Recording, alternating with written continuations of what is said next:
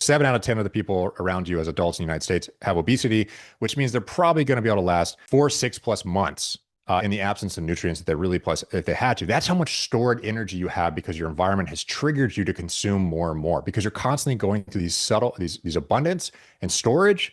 And then as you come out of that, your body's triggering this refeed response. And so you're just constantly refueling because you always have it available to you. That used to save our life. It saved our species.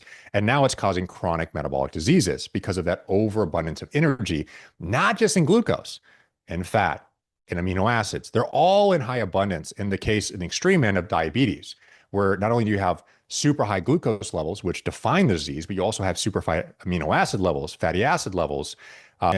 Everything is high in the body. It's a toxicity of energy, really, in the disease. But to get back to your original question, yes, there is a mechanism that drives people to seek food. It's very important for us as a species. But now our culture has evolved at such an expedited pace, our genetics have not caught up with. Okay, we go through evolution as a species, which allows for our genes to be modified to the point where we are today. But our culture has evolved at such a much more rapid pace that our genes have not yet caught up with that new environment. And so as a result, all the same old school evolutionary mechanisms that kept us alive are now causing us to become morbidly obese, have diabetes, because we're constantly seeking food, the same pleasure Right. responses, and they're so convenient to us nowadays. Yeah. So For lack yes, of a better term, it's like, we all understand consciously I can go to the grocery store at any time. There's food in the cupboard, but it's as if we're the product of many, many, many generations of humans that survived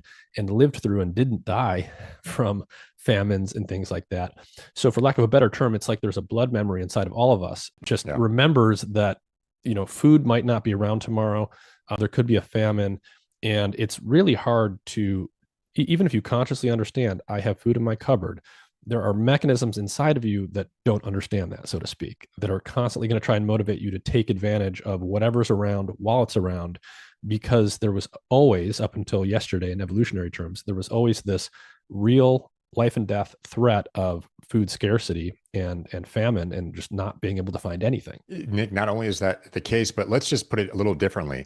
We are now more prepared as a species to survive a prolonged food absence ever in our human history. So let's just imagine hypothetical. Let's say we're in a movie. We made a movie scene, right?